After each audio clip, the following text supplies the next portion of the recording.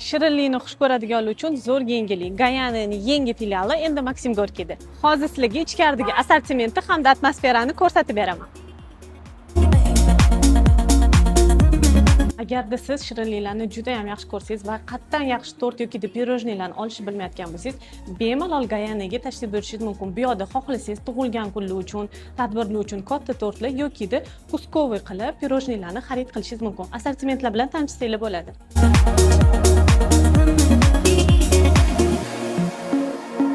Bu yerda har xil turdagi vypichka pechenyelarni ham topsanglar bo'ladi. Misol uchun, paxlavalar yoki shunaqa tartaletkalar, har xil turdagi pechenkalarni katta assortimentida har kuni svejiy tayyorlanadi. Bu yerda faqat olib ketishganmi deb o'ylayotgan bo'lsanglar, bu yerda bemalol o'tirib, oilaviy yoki turmush o'rtog'ingiz bilan kelib, shirinliklarni yeb o'tirish uchun sharoitlar ham bor. Shunaqa chiroyli shinamgina o'tirish uchun joylar ham qilib qo'yishgan. Shirinlik bilan ichish uchun bu yerda choy, kofe, limonad hamda fresh ichimliklarni xarid qilishingiz mumkin.